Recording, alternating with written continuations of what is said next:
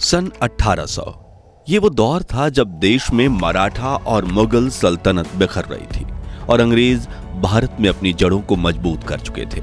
ये वो दौर था जब अफगानिस्तान से लेकर म्यांमार तक एशिया के सबसे बड़े हिस्से में सिर्फ भारत ही भारत हुआ करता था।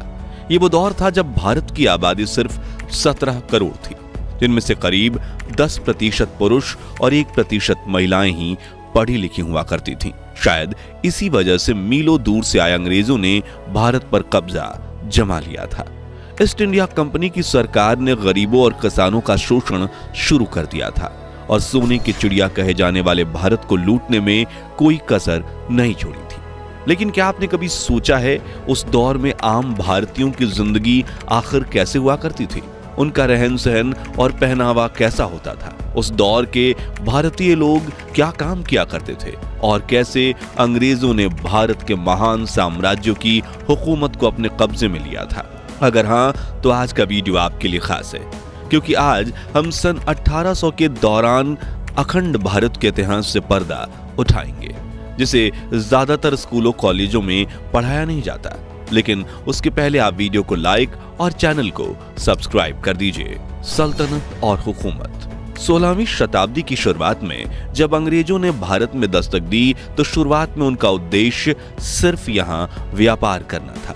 लेकिन जब देश के कई महान राजा उनकी मीठी बातों के शिकार नहीं हुए तो उन्होंने इस महान देश की सत्ता पर ही कब्जा करने का फैसला किया। बता दें कि भारत में कदम रखने वाली सबसे पहली ब्रिटिशर्स टोली के कैप्टन थे विलियम हॉकिंस, जिन्होंने 24 अगस्त 1608 के दिन सूरत के बंदरगाह पर पहला कदम रखा था और कुछ ही समय में उन्हें यह अंदाजा लग गया था कि वो कूटनीति से भारत को अपने कब्जे में कर सकते हैं। 1631 में जब शाहजहां ताजमहल बनवा रहे थे तभी अंग्रेज भारत में अपने पैर पसारने की कोशिश में लगे हुए थे। उस वक्त कुछ छोटे बड़े राजाओं के अलावा भारत में 2 बड़े साम्राज्यों की हुकूमत चलती थी, जिसमें पहला था औरंगजेब का मुगल एम्पायर और दूसरा था मराठा साम्राज्य। ये दोनों शक्तियां इतनी ताकतवर थीं कि इनके सामने अंग्रेज चाय कम पानी थे, मगर इनकी सबसे बड़ी कमजोरी थी एक दूसरे से नफरत। जो देख अंग्रेज एक तरफ इन दोनों सल्तनतों के राजाओं के तलवे चाटते रहे और ये जताने की कोशिश करते रहे कि हम आपके साथ हैं, लेकिन दूसरी तरफ बड़ी चालाकी से कूटनीति करके इन दोनों साम्राज्यों में कई लड़ाइयां करवाईं और खुद बाजी मारने के लिए सही मौके का इंतजार करते रहे। अपनी इसी मंशा में कामयाब होने में अंग्रेजों को 100 साल लग गए और शुरुआत हुई 18वीं सदी की, जब ईस्ट इंडिया कंपनी ने भारत में अपने पैर पसार लिए थे। मुगलों की सल्तनत खत्म होने के कगार पर थी और मराठा साम्राज्य भी कई इलाके अंग्रेजों से हार चुका था। एक तरफ वो गरीबों और किसानों का शोषण कर रहे थे, दूसरी तरफ शिक्षा और पैसों के लालच देकर युवा भारतीयों को ही अपनी ब्रिटिश आर्मी में भर्ती करना शुरू कर दिया था। वो भारतीय व्यापारियों से बहुत ज्यादा कर वसूलते थे। उन्होंने यहाँ पर अपनी फैक्ट्रीज खोल रखी थी जहां सस्ते में बना माल एक्सपोर्ट करके वो अंधाधुंध पैसा छाप रहे थे और ये पूरा पैसा भारत से सीधा ब्रिटेन जाता था, जिस वजह से भारत में आर्थिक संकट के दौर की शुरुआत हुई। भारतीयों की कमाई, पैसों की किल्लत और लगन। आपने ये कहावत तो सुनी होगी कि मेरी जरूरतें कम है इसलिए मेरे जमीर में दम है, जो 1800 के दौर में 90% भारतीयों के लिए सही साबित होती है। हालांकि हमारे भारतीय समाज में मौका परस्त लोगों का वजूद हमेशा से बना रहा है।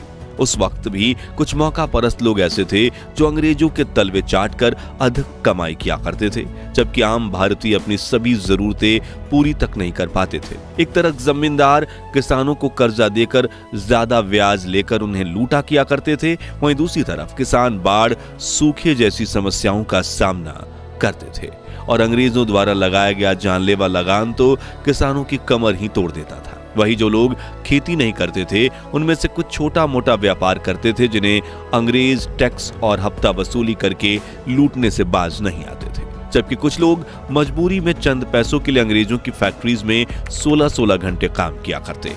गांव का व्यापार। उस दौर के भारत की एक चीज बहुत अच्छी थी, वो है बार्टर सिस्टम, यानी सामान के बदले सामान देना। इसका इस्तेमाल भारत में ज्यादातर गांव में किया जाता था। गांव में अगर कोई एक आदमी चावल उगाता था तो वो दूसरे आदमी से चावल के बदले गेहूं लेता था। जो आदमी सब्जी उगाता था उन सब्जियों के बदले चावल और गेहूं ले लेता था।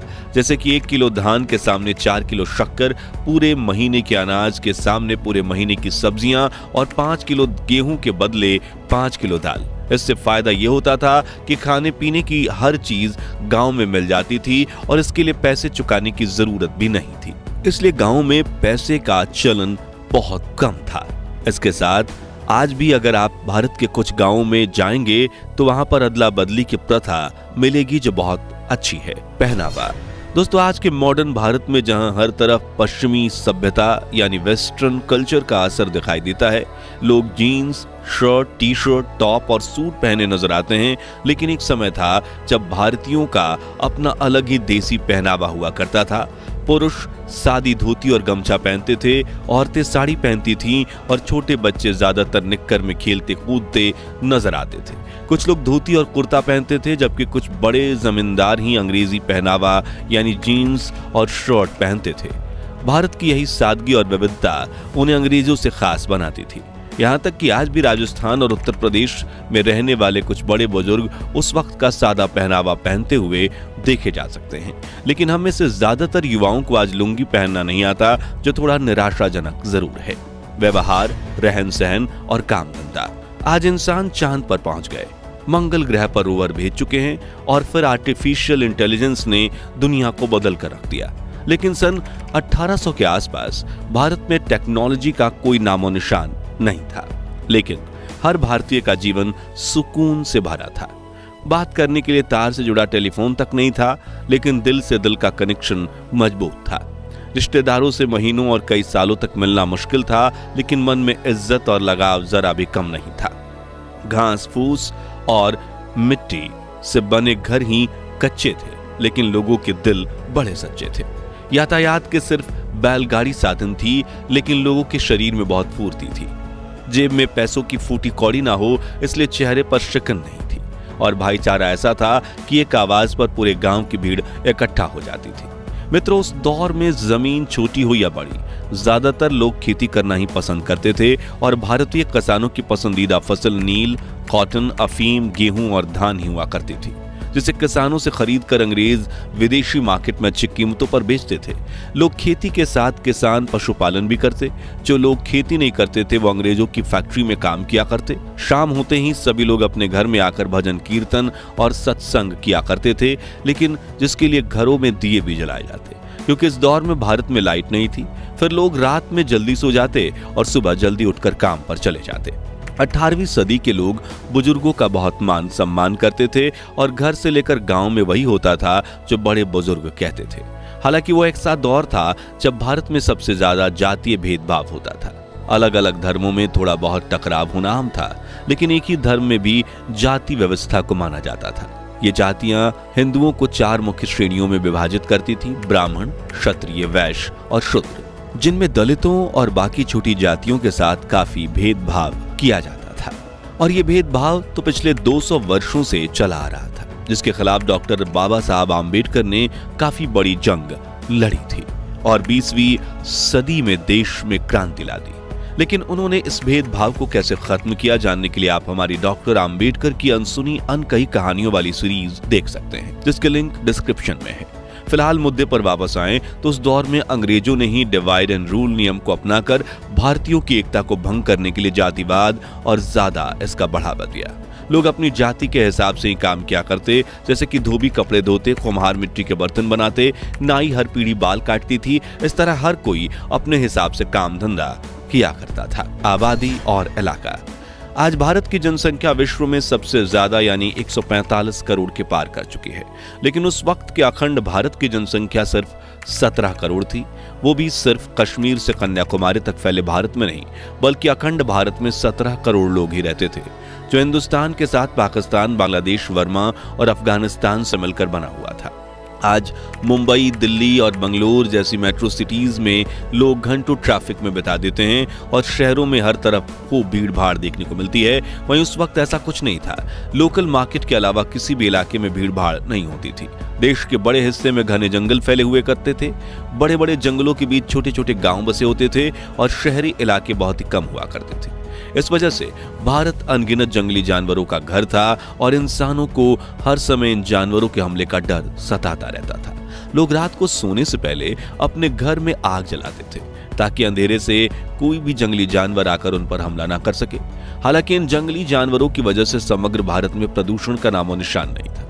उपजाऊ जमीन की भरमार थी, लोग पोषक तत्वों से भरपूर शुद्ध खाना खाते थे। आज की तरह फलों और सब्जियों में केमिकल मिलाने का कोई सवाल ही नहीं था। सड़कों की हालत भले ही खस्ता थी, लेकिन लोगों की जिंदगी खुशहाल थी। उस वक्त के भारतीयों की औसत उम्र भी आज से काफी ज्यादा हुआ करती थी। शिक्षा और साक्षरता। अब बात करें पढ़ाई लिखाई की, तो आपको जानकर हैरानी होगी कि उस वक्त भारत में पढ़े लिखे लोगों की संख्या बहुत ही कम थी। देश में सिर्फ 10% पुरुष और 1% महिलाएं ही साक्षर थीं। हालांकि बिना पढ़ाई लिखाई के ही भारत में रहने वाले सभी लोग किसी न किसी काम में बहुत निपुण थे। कुल मिलाकर उस वक्त में भारत की कुछ चीजें बेहद अच्छी थीं तो कुछ बहुत खराब। कहीं पर लोग बहुत खुश थे तो कहीं बहुत दुखी। लेकिन भारत हो या दुनिया का कोई भी देश, सदियों से संतुलन बनाए रखने के लिए कुदरत यही नियम चलता आया है। तो मित्रों, अगर आपको भी अखंड भारत के महान इतिहास पर गर्व है तो कमेंट बॉक्स में हमारे देश की तारीफ में 2 बोल जरूर लिखिए और ये भी बताइए कि उस दौर की वो खासियतें जो आज का मॉडर्न जमाना मिस कर रहा है, हमारी ये पेशकश पसंद आई हो तो वीडियो को लाइक और शेयर करके 11,000 लाइक्स के लक्ष्य को हासिल करने में हमारी मदद कीजिए। और ऐसे ही दिल छू लेने वाले वीडियोस के लिए हमारे चैनल को सब्सक्राइब करके पास वाली घंटी जरूर बजा दीजिए। जय हिंद, जय भारत।